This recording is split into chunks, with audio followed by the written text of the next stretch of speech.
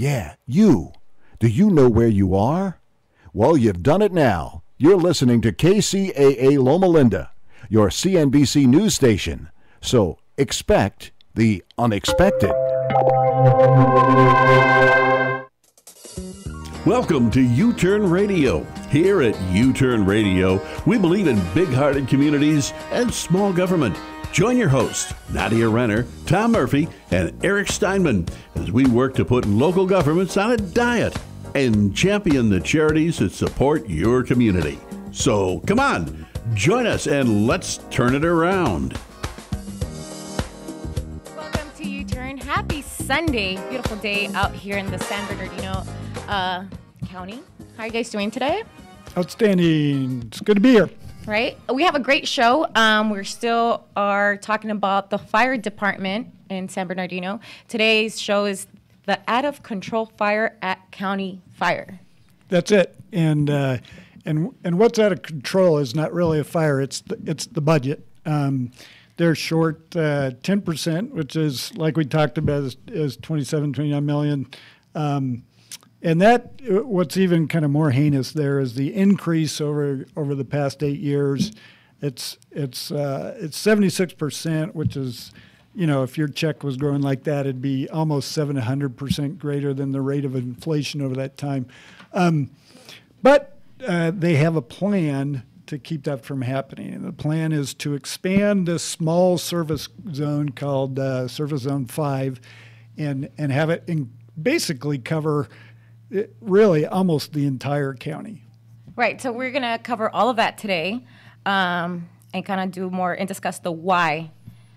Why did the Board of Supervisors get along with the county's fire proposal, right? That's what we really want to hit today is, there's multiple motivations here, there's multiple incentives. Today we want to kind of focus in on the Board of Supervisors and kind of maybe what their motivations were. And some of this is speculative, I can't get inside their head. But Tom, you said in order to prevent this from happening again, they've been increasing their budget, on average double digits or something for each year, or very close there too. So if they get enough revenue from this expansion of this FP5 district to plug their shortfall, what says they're not going to have another shortfall next year? They probably will. In fact, I think in the presentation that the fire chief gave in Wrightwood, I think, don't quote me on this, but I believe he said he was going to probably be short $2.5 million next year. $2.5 million? Mm-hmm. Yeah. And pretty much each year they're probably, my guess is that they, a lot of that has to do with pensions, and they've taken on a lot more people, and they've increased their amount they're paying those people. And they're not the people that are out in the areas where all the wildfires are, but each year they have to provide funding for their future pensions. And each year those people have worked for the county for another year, so they're entitled to more of a contribution to be made. And if a lot of this growth is as a result of that, and I don't know what we've done to determine if it is or not, but then they're going to continue to keep growing at this rate that they've been growing for over 8 years. And if they just plug the budget hole one time, that's just a short-term finger in the dike, and it really isn't going to make a difference on their big problem that's, a result of the increase in wages and benefits they're paying. Yeah, a small piece of data for you there. According to their PAO, the County Fire's public information officer. County Fire has their own public information officer. They tell us that 64% covers benefit, salary, retirement, and of that, 17.5% goes to retirement costs for the fire district. For the entire budget. Retirement costs of the fire district only represent 17.5% of the total fire district budget without reserves. That's insane. So it doesn't seem like Eric, well, kind of like what Eric mentioned. I don't think it's going to decrease anytime soon. No. At all. No. It can't. Yeah. It can't decrease. It can, Well, it can decrease, but Well, it can't decrease. with the current structure. It can't I think decrease. It's one of those. If you can't expect to do things the same way and expect a positive change to result from it. So, things that can make that decrease is to change the way you handle benefits and what you pay and who you pay, to do the job. In the past, especially in remote communities, which is where they're trying to put this tax on, a lot of those communities had their fire services provided by volunteer fire departments. And it makes a lot of sense in smaller communities like Wrightwood or something like that, where the firemen that live in town that would be volunteer firemen are pretty much almost as close to a fire truck or an ambulance as anybody that's at the fire station. It's 3 miles from one end of the town to the other. And, a lot of the communities have a similar situation. So if you're not paying people to, go to the fire station and it's a little bit loud in my ears. If you're not paying people to go to the fire station and do, non-fighting fire, saving people related functions, but you allow them to spend their time at home, and maybe you pay them an on-call fee for doing that, you can cut the budget down quite a bit in that manner. But they've pretty much abandoned that in most of the outlying communities, and they not only abandoned that, but they first said, you have to have your station staffed with 2 people at any one time. They recently, from my discussion with Jeff Hewitt, said, tried to change that to you have to staff your stations with 3 people. And those are full-time people sitting there in a place which may have, a structure fire once a year or something like that. Yeah, which for our listeners, that's not just 3 people. That's, to cover a 24-hour shift, it's 2 people becomes, if you make 2 people have to be 3 people, that's 2 times 3, that's 6 people. That's have 9. To, No, yeah, you got to have people. 3 You bodies. have to have 3 shifts To at all rotate time. them, is what you're saying, right? So, adding just one position adds, 3 salaries, if you will, to the. So there are things that can be done about it, but there's no incentive for the people in place to do anything about it other than to try and go get more money from the people for what in essence is lower services. And that's pretty much the case, isn't it, Tom, with the growth that's happened? This is being marketed as by County Fire as a needed increase so that they can continue to provide the same level of services. It's not this $27 million increase that they're asking for is not going to be for more services. It's not in relationship to the wildfires that we've been having or anything like that. That's just so crazy to me how it's like an increase without more services. So it's pretty much you're getting the same exact thing, but you're paying more. Like, it just makes no sense at all. Well, I think it's worse than that. I think the services in the areas that are getting the increases have actually decreased. They've had a change in their budget from what they spend in the rural areas, unincorporated areas largely. And they divide those into, I think, the Mountain District and a couple of different districts. Yeah, Mountain District, North Desert, South Desert, and then the Valley District. And then the Valley District is more the urban part of it down here. And those are mostly incorporated cities, right? Yes. Yeah, it's and like so the incorporated cities aren't getting any increase in this tax. It's most of the unincorporated communities that are disproportionately more of those out in the desert communities and the mountain communities. But the staffing that they've been paid for over this, if you look at the same period of time they've had this huge increase in their budget, they've actually cut the staffing down in terms of people and in terms of dollar they spend, I believe, out in the desert and mountain communities. So they cut down people there, and then... So they've decreased the service out there, and now they want them to pay an increase in taxes. Yeah, so that becomes almost like so unfair for the citizens, because obviously, I mean, you're paying more, but you don't have the staffing anymore. You don't have the services that you would probably get, you know, like for you to pay that amount. It just doesn't seem fair for the citizens at all. Which, you know, that kind of segues into the why. Why would the supervisors kind of vote for this? And we got a clip, and this is from the meeting back June 12th where they went over the county fire's budget, and as part of that, it was like, okay, should we do this FP5 service expansion? And there's this long discussion between the Board of Supervisors recorded on if they should, issues, all that type of thing. So what we did, we have two separate clips to play today. The first is it gives us kind of like 5 points that we want to walk through. And if our trusty engineer Joe has that queued up, he'll hit play, and we can kind of hear the clip, and then we'll talk through it.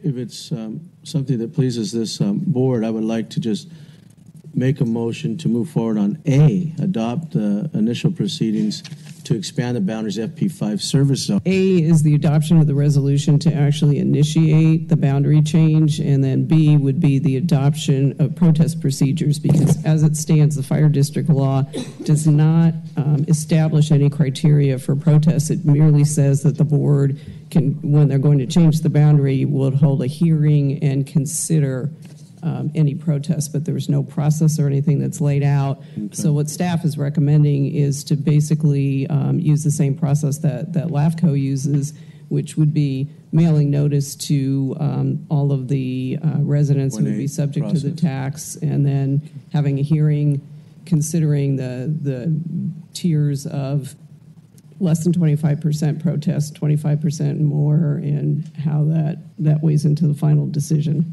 Okay, well, that's my motion, Mr. Chair, to move forward on items A and B, and then let's see. I'm asking for clarification of your motion, Mr. Ramos. So you're saying without a vote of the people, with a minority protest is the only way. That's I'm not going to get into the specifics of the 218 process. I'm talking about specifically FP5. We went through the process there. I'm recognizing what you're alluding to. What I'm alluding to is respecting our firefighters and the presentation that they've given us for over a year, and we owe it to them to make a decision on what they've been presenting to us.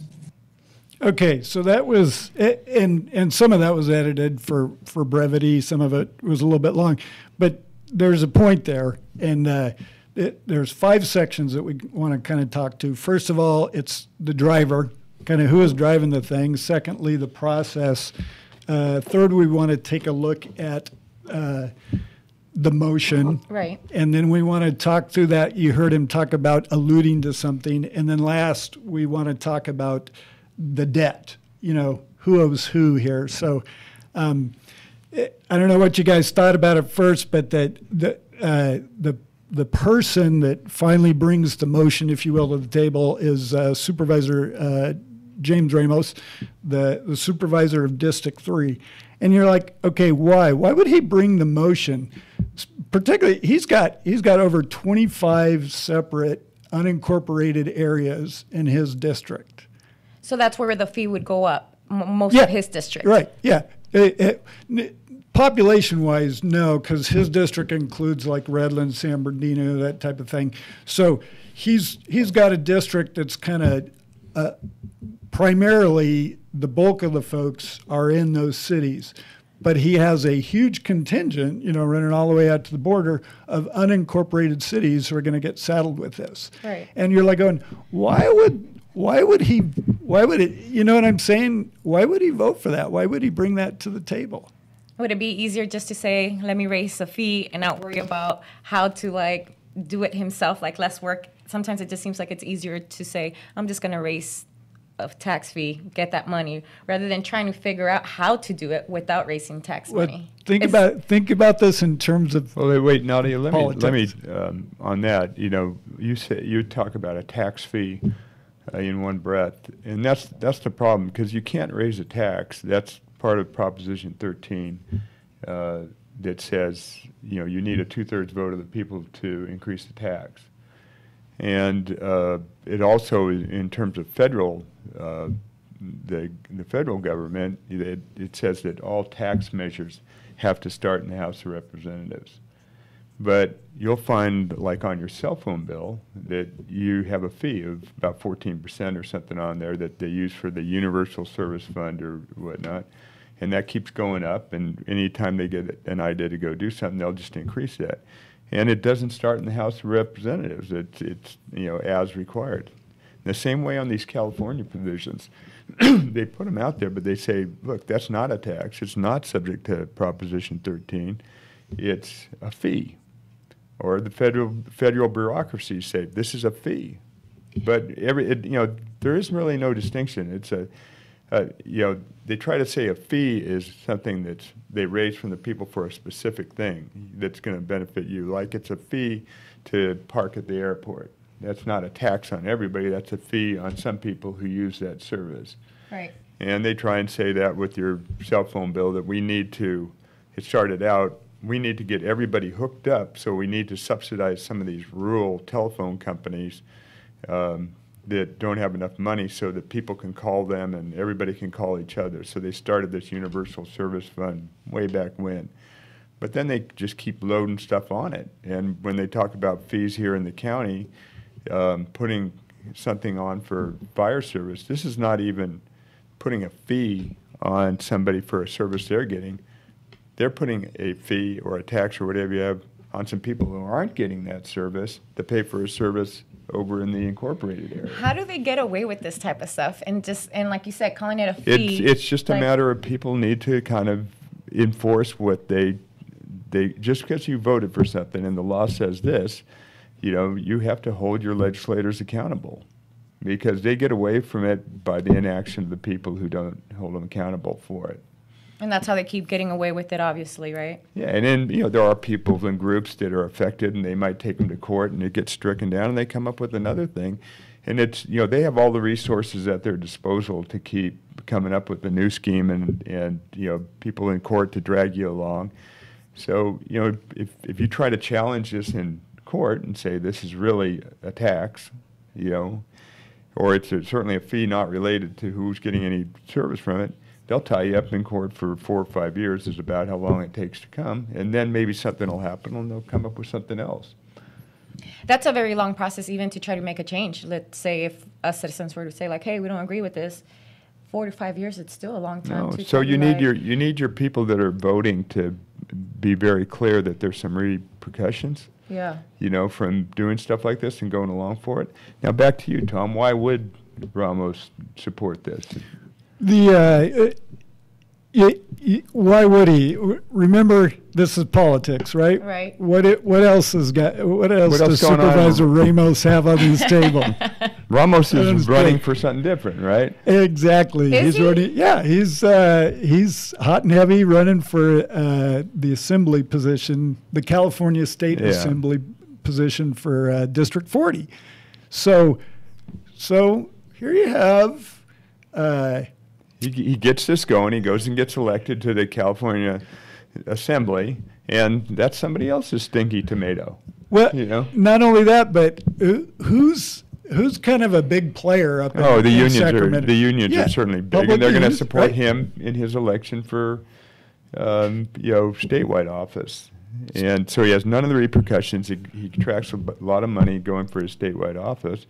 And, all of a sudden, that kind of makes sense for him to support something like this. Well, this is the problem that I feel like we run into. So he goes into a different, he goes on and moves on, right? So then the person that's elected next gets stuck with that. But then it just keeps going, and that's how people like my age, that's how we get stuck with bigger bills, because it just seems like everybody that's coming through, it's just like, oh, we're trying to figure out, but there's no one really saying like, this is really, let's come up with something that's going to work for the future. They just, I feel like it's almost just like, I'm in this position right now, let me do what I can, or not even let me do what I can, but they get away with so much because they know they're moving on. They're not going to be there for so long, you know? And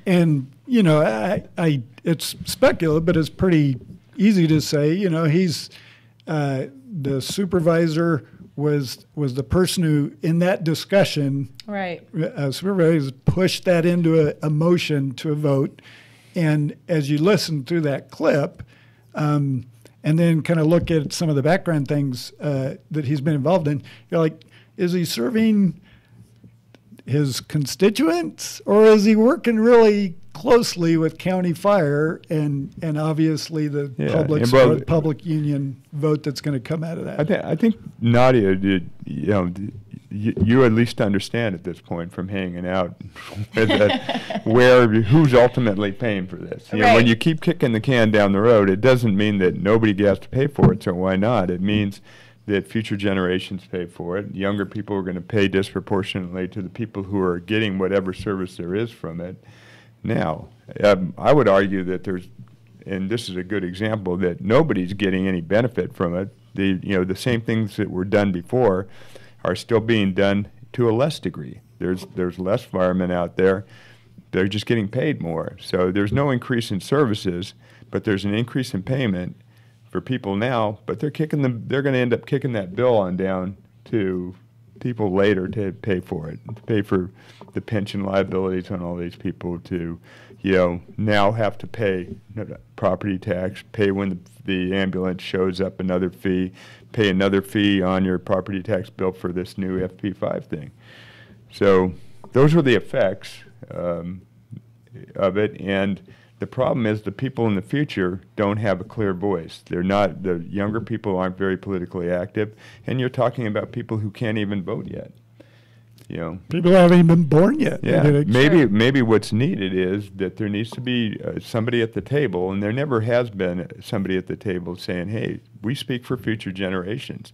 And you can spend all the money you want within the budget for your year, but when you do actions like this that have an effect on future, you have to get the approval of a trustee or a representative for future generations.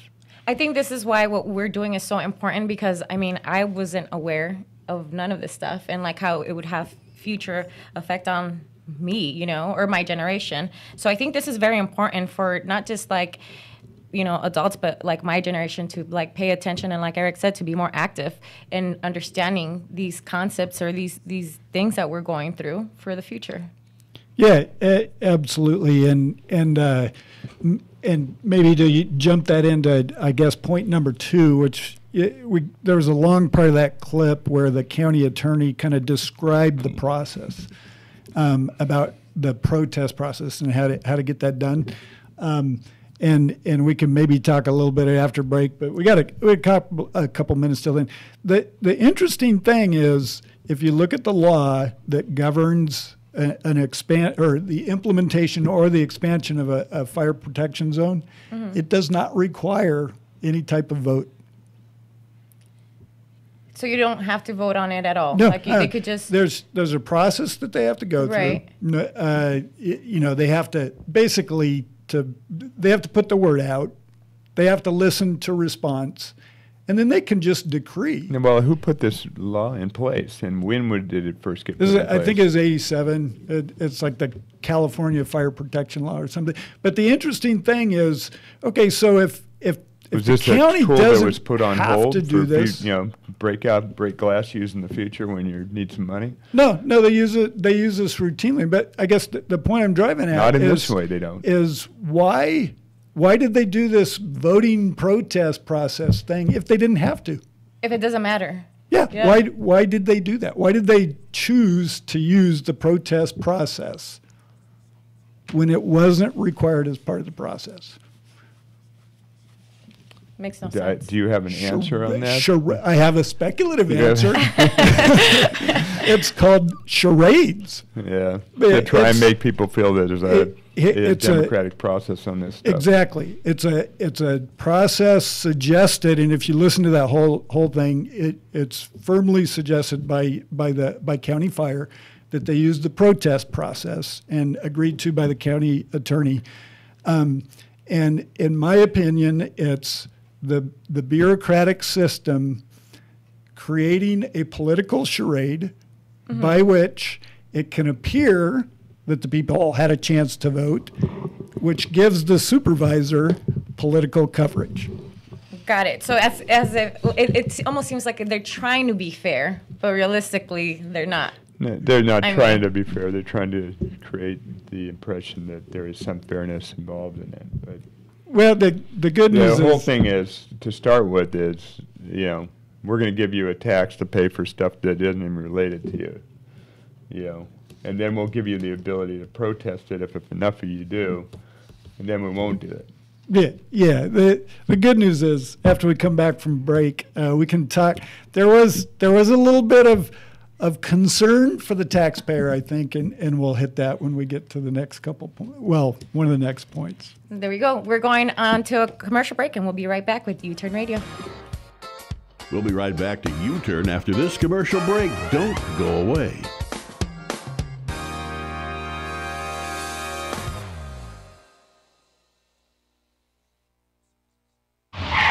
Ugh, let's make a U-turn. Why? We are heading in the wrong direction. To get to our destination, we need to make a U-turn. Just like when you're heading in the wrong direction, you have to turn it around. The government has to do the same. Here on the U-Turn Radio Show, we think that proper incentives are important if you want a good government. We believe good government is government limited in its size, its power, and its spending. And we are certain that limited government facilitates a free society. A society where all challenges, no matter the size, can be solved by neighbors working together rather than big government bumbling. You too have control. Grab the wheel and help control the destiny of our community, and join us as we cover topics that bring awareness to issues happening in our neighborhoods. Let's drive and make a U-turn into the right direction, and join us here on KCAA every Sunday at 2 p.m. Come soar with us. We're Zip Lines, located in the San Gabriel Mountains, right next to Mountain High Ski Resort. We offer the thrill of a lifetime, zipping through one of our 2 zip courses that are literally built in the trees. Our Canopy Tour is one of the most ambitious zip line courses in the nation, offering heights of up to 300 feet above the forest floor and lengths of over 1,500 feet. Our mountaintop tour provides another amazing zip line experience, and as a bonus, a very unique experience. Imagine leaping off a tree platform in a controlled free fall. Now imagine doing it twice. These are not for the faint of heart, but we know you have the right stuff to soar with us. For further information, please visit our website at ziplinesPC.com. That's ziplinesPC.com. You can make sure we hold a place for you by selecting your tour package and date online. That's ziplinesPC.com. Come soar with us. You shake my nerves and you rattle my brain. Too much love drives a man insane. You broke my will, but what a thrill. Goodness and gracious, great balls of fire. I like that look of one, I thought it was funny. You came along and moved me, honey. I changed my mind. This love is mine. Goodness and gracious, great balls of fire. Kiss me, baby. Ooh, it feels good. Hold me, baby. I want to love you like a lover should.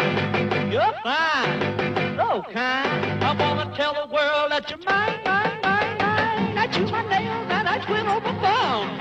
I'm real nervous, but it sure is fun. Oh, baby, drive me crazy. Goodness and gracious, great balls of fire.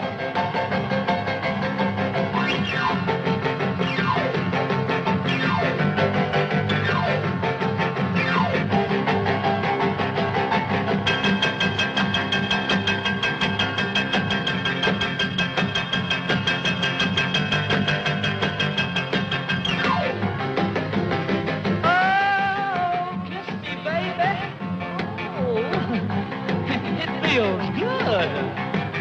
Hold me, baby. I want to love you like a lover should. You're fine, so kind. I want to tell the world that you're mine, mine, mine, mine. I chew my nails and I twiddle my thumbs. I'm real nervous, but it sure is fun. Oh, baby, drive me crazy. Goodness gracious, great balls of fire. Tom, Nadia, and Eric are back with more only on the U-Turn Radio Show right here on KCAA. Welcome back to U-Turn Radio. Before the commercial break, we were covering the out-of-control fire at the county fire. and we're talking about the supervisors. Why is it that the Board of Supervisors are going along with the county's fire proposal? Yeah, and we played kind of a long clip. We're going to shorten that to lead into the second section and listen through that as a reminder. Okay, well, that's my motion, Mr. Chair, to move forward on items A and B, and then let's see. Play a little bit. I'm asking for clarification of your motion, Mr. Ramos. So you're saying without a vote of the people, with a minority protest, is the only way. That's I'm not going to get into the specifics of the 218 process. I'm talking about specifically FP5. We went through the process there. I'm recognizing what you're alluding to. What I'm alluding to is respecting our firefighters and the presentation that they've given us for over a year, and we owe it to them to make a decision on what they've been presenting to us. Okay, I hope that clip played a little better over the air than it did in our ears in here. But as a reminder, what we're going to talk through is the motion, and then the illusion, and then we'll talk about the debt. You know, those are kind of the three things from that clip. And first of all, you have the motion, which it's kind of interesting because Supervisor Ramos is making the motion to bring this to a vote. And the D1 supervisor, Lovingood, says, hey, wait a second. Shouldn't effectively, right. He was going to say, hey, wait, shouldn't the people vote on this? And what did you hear happen? And Ramos doesn't seem like he cares for the people to vote. He's kind of more like, let's respect the firefighters. Yeah, and the FP. The interesting thing is that, and I'll maybe even kind of leap forward here a little bit to you heard the word illusion in there. Mm-hmm. You know, and an illusion is an expression to call something to mind without mentioning it. So they're dancing around something right here, and what they're dancing around is this whole body of law that basically says, and I'll paraphrase, basically says, if money's coming out of the taxpayer's pocket, the taxpayers have a right to vote on it. Straight up, down, yes, no vote. And it's Prop 13 to 1826. It's this whole body of law that basically states that. Now, there's some things in that law where they have to kind of make allowances for an adjustment in an assessment or a fee. Mm-hmm. And those are, if you will, the cracks that the bureaucracy uses to get around this. And this protest process is one of those cracks. So that's kind of how they get around, and people not voting, right? Like where they just enforce it without having the votes. Yes. On well, it basically forces somebody who's affected or cares enough, to go and, as a private citizen, and likely take on the county in a lawsuit, which again will take 4 or 5 years before it comes to any type of conclusion. No, and that's exactly what happened with Upland, San Antonio Heights. They got this thing chunked on them, and they're in court right now, trying to get this thing. Which is an extended process where you pay for your own attorneys without any help, and then the county is using the money they collect from you and others to pay for their attorneys to fight you. And it puts a real disproportionate burden on somebody to stand up to this. So they're counting on the fact that somebody's not going to stand up to them. They're not looking and say, the law says this, what should we do in accordance with the law? It says we can do whatever we want, and it'll be 4 or 5 years before those chickens come home to roost, and by then most of us are in a different office. Right.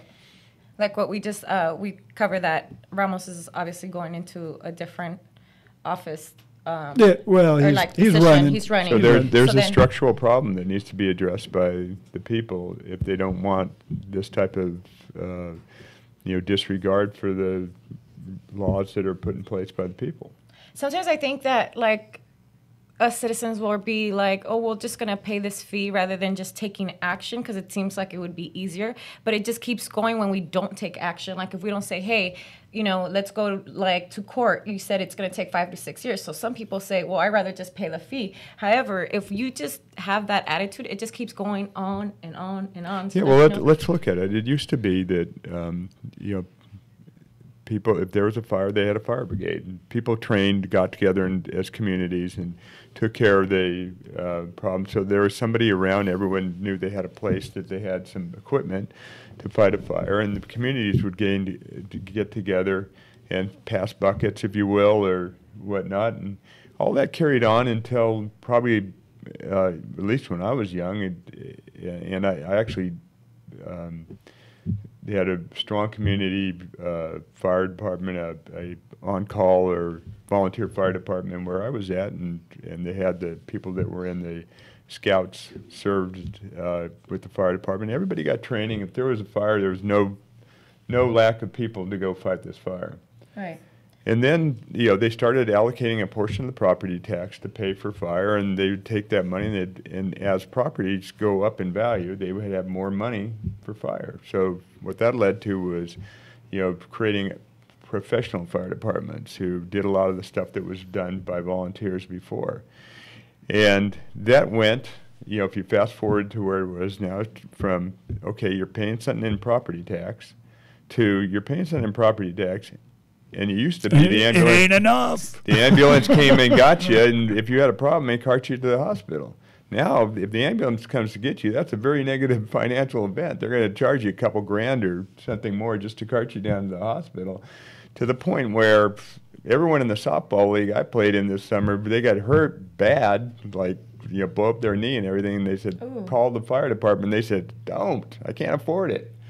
So the people who need it aren't really getting the service because there's a whole nother fee. And now, on top of that, they sell people in the community insurance.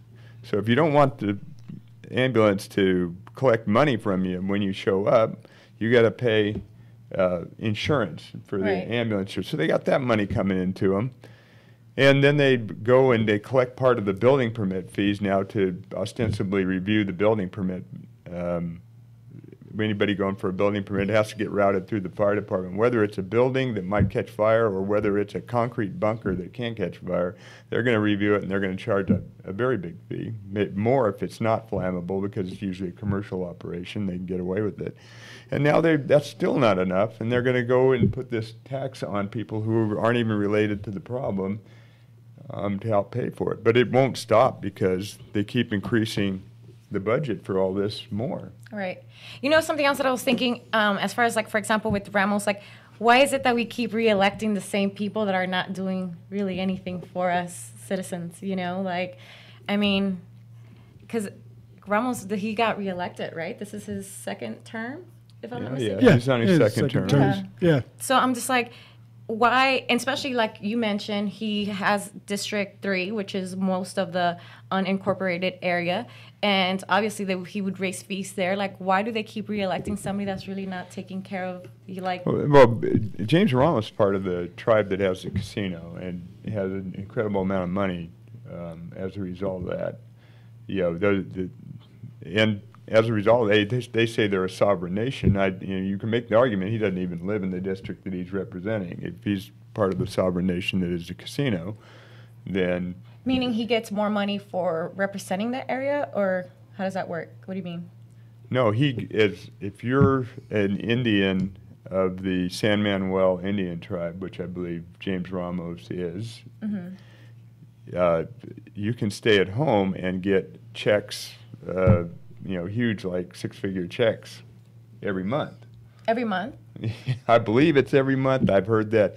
I know that I had a friend that was an Indian, and he was a tribe somewhere in the Midwest that had a casino, and this was 20 years ago, and he explained it to me. He got checks at that time that were amounted to maybe $400,000 a year. So maybe it's six-figure checks every year, or maybe it's six-figure checks every month. But I did have somebody tell me it was six-figure checks every month. Oh, wow. So when you have that amount of money, you can certainly make an impression in politics. Right, of course. You can spend to get your message out any which way, and you can do favors for other people that'll do favors for you. So. And his district is, land-wise, it's mostly unincorporated areas, but population-wise, most of the population, i.e. the votes, come from the city of San Bernardino, he has Redlands. Redlands, I think, his district. It's not.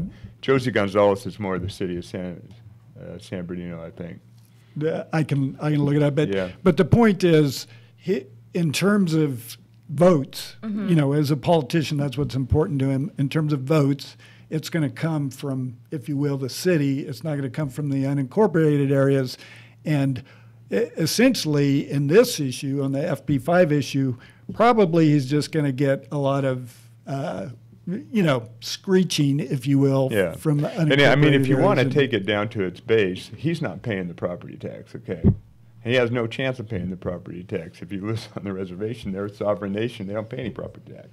They come in, they make some agreements to pay something for fire fees or something. Maybe there's an agreement that the fire department says we'll provide fire coverage for your reservation.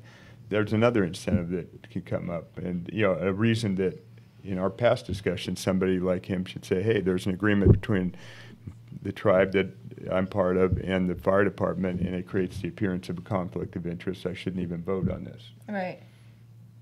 This is so insane. I wasn't aware of that part. And I think this is why, it's so important to really understand these matters, when you are out to vote for, supervisors and things.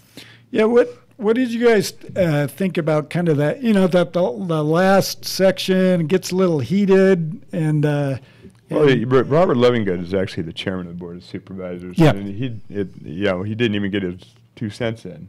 Well, I kind of overrode on that, I noticed. Actually, in his applause or whatever, he did kind of call it out. He did verbalize it. Hey, do we really want to make a motion where the people don't get a vote on it, except for this, not rigged, that's an unfair term, but via this protest process.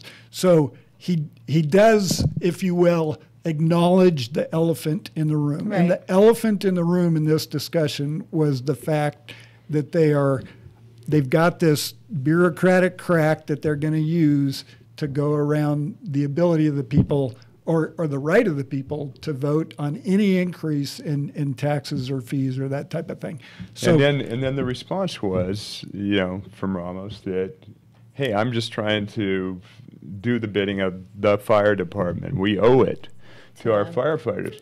Well, I don't know what we owe to them, but they have a job to do like everybody else. And except that their job, they're getting paid on average, along with other county employees, on average twice what everybody else who's working in the county is getting paid. And they're getting, retirement benefits that are, 10 times or more. So at what point in time have you satisfied what you owe? If a ambulance attendant or a fireman shows up and helps you when you have trouble, you owe to them to be grateful. But they're doing their job; they're getting paid to do that, and But a lot of times you'll see people take the fact that people see themselves relying on the fire department in some situation where they really need to it, and then they trade on that because it's typically very politically unpopular to take any stance against these, quote, heroes. But you can look at what's happening and see that this has been pushed too far. They've used the ability to turn that that goodwill or that that hesitation to take any stance against them into a tremendous windfall for themselves at the expense of everybody.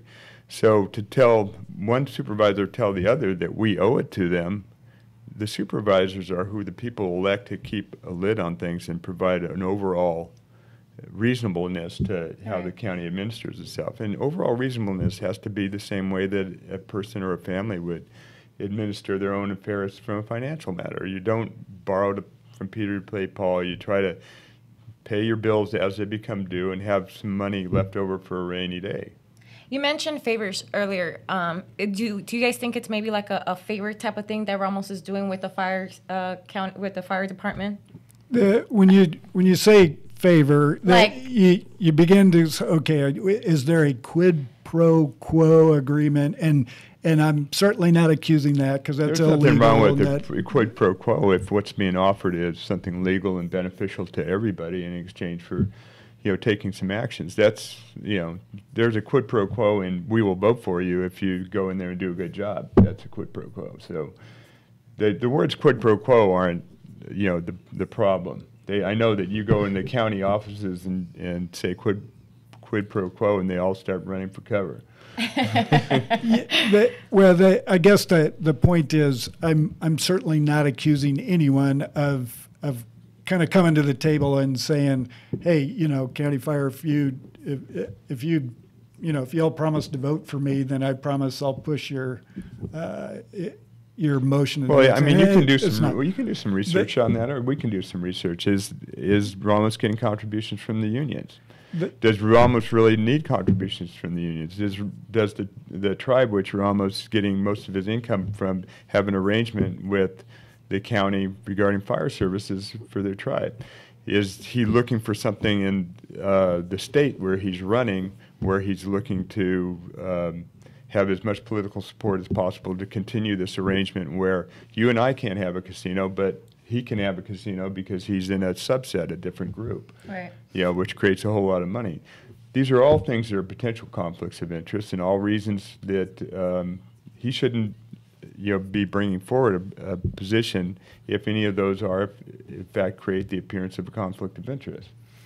And the point I think to draw out of this one is the debt. In this conversation, who owes what, and what as a voting citizen, you would say, hey, the real deal here is you owe us. Right. As a supervisor, you're elected to represent us. Right.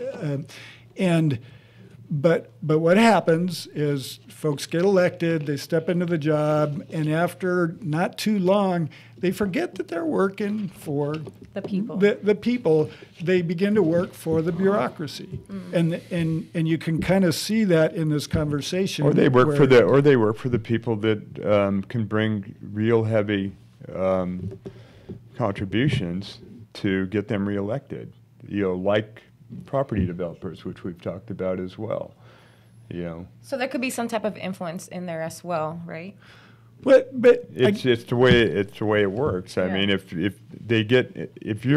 it's a real public service and you're doing it for not to make money, and you're doing it to just serve the public, and you're not going to care so much if you're in there for a short period of time.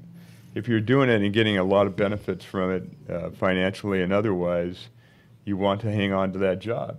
And that's part of one of the propositions that we put forward to actually decrease the supervisor's pay, is of the thought that, if it's not all about getting reelected so you can keep getting that $300,000 and those huge pension benefits, then you're going to be more apt to make decisions based on what you think is really good, rather than make decisions based on what you really think is going to get you reelected. Let me pose a question.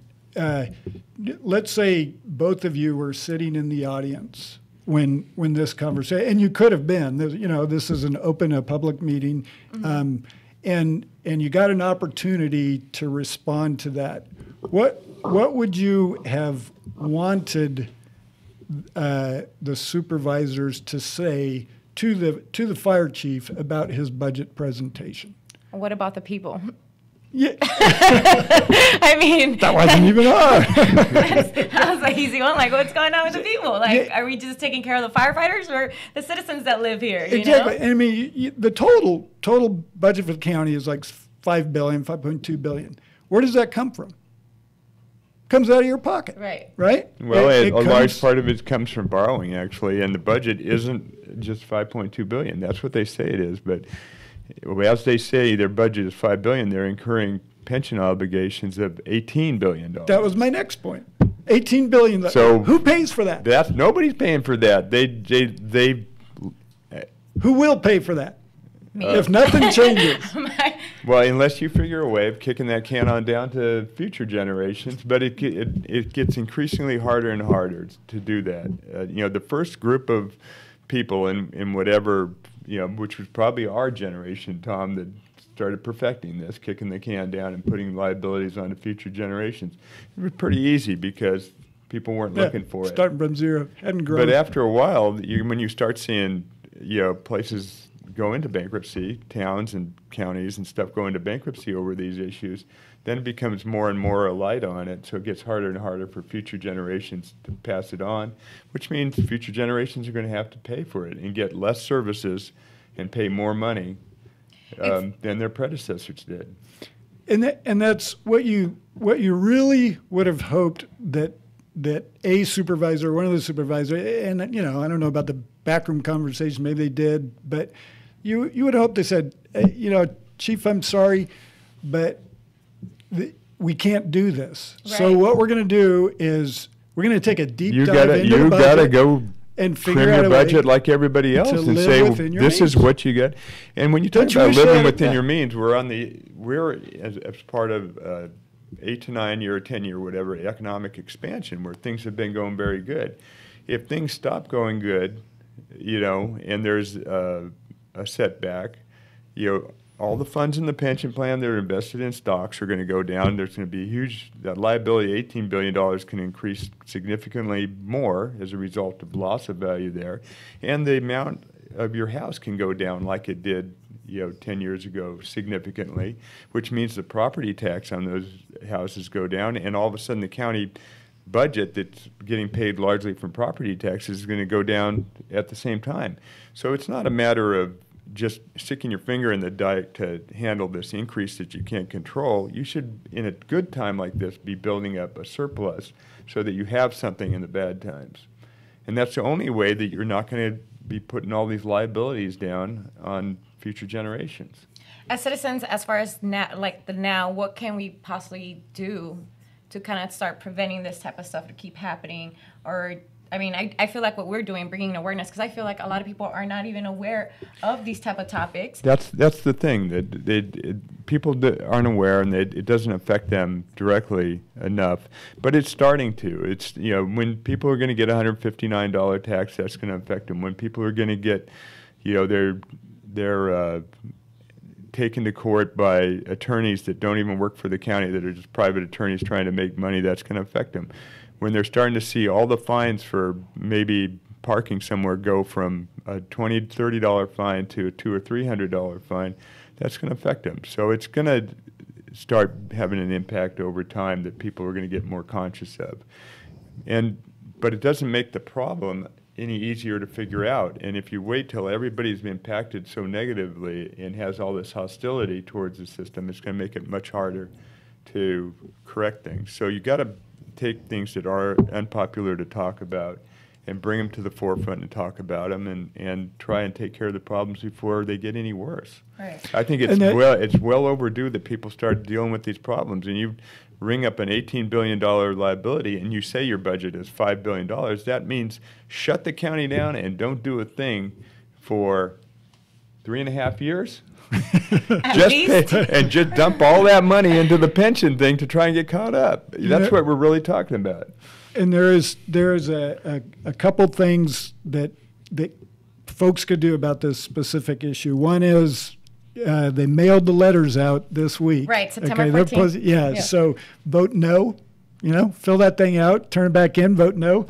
The second thing is obviously you could take the county to court. And then the last thing is, didn't realize this, but as I was doing some research, Prop 218, if I understand it correctly, makes it so that citizens can do initiatives to repeal taxes and assessments, increases in fees. Now, I think that's a word for that. Suboptimal. It's not solution. Called an initiative; it's called a referendum at that time, right? No, if I understand it correctly, I have to go back, but I think they called it an. That was from our Citizen Toolbox section. Yeah. And you could definitely check out those or that show on uturnradio.com, and we have all of that previous information on there as well. Right. And I think we're getting close to the end. But you want to talk about what we're going to do next week? Absolutely. Let's before we do that, kind of give a shout out for Mexican Independence Day. Oh, that's right. Today is Mexican Independence Day. You are correct. And yesterday was Central America. Okay. So Shout out to everybody celebrating that today. And next week, we are interviewing Mr. Bob Cable, owner of Cable Airport in Upland, California. He describes how county fires taking over Upland firefighting responsibilities changed his business, how this is affecting him as a business owner, in other words. Yeah, so that's going to be a really good show, because then we get to talk to somebody and they can express how, all of this is affecting them. How it actually affects somebody on the ground, because they had this done to them, if you will, 1 or 2 years ago. Well, that wraps it up for us here at U-Turn Radio. Till next Sunday.